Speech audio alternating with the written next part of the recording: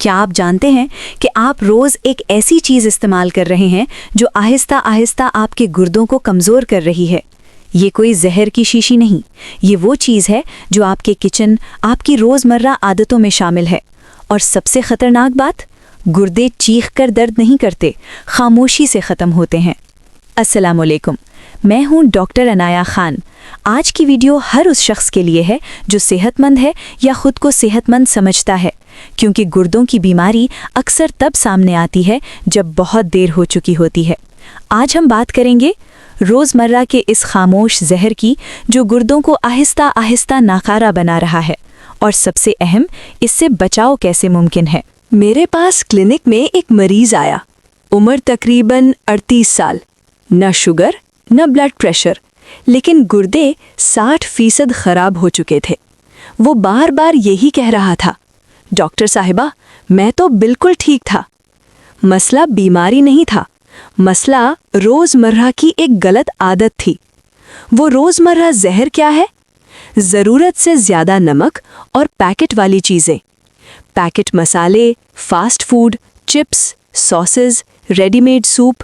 یہ چیزیں جسم میں پانی روک لیتی ہیں، بلڈ پریشر بڑھاتی ہیں، گردوں پر اضافی دباؤ ڈالتی ہیں۔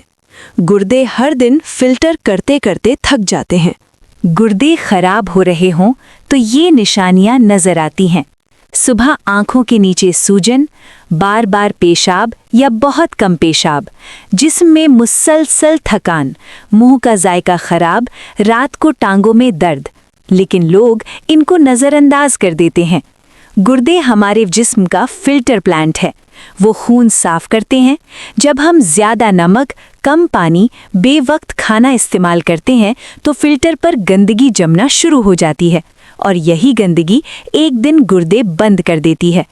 اگر آپ گردوں کو بچانا چاہتے ہیں، روزانہ مناسب پانی، نمک کم کریں، پیکٹ فوڈ کم، سادہ گھریلو کھانا، ہفتے میں ایک دن واک، خود سے دوا نہ لیں، خاص طور پر درد کی گولیاں۔ سوچیں، اگر آپ بیمار ہوئے تو آپ کے بچوں کا کیا ہوگا؟ گردے کی بیماری صرف مریض کو نہیں، پورے گھر کو متاثر کرتی ہے۔ کچھ قدرتی چیزیں گردوں کو سپورٹ دیتی ہیں، مناسب پانی، تازہ سبزیاں، متوازن غذا۔ لیکن یاد رکھیں، یہ علاج نہیں، صرف مدد ہے۔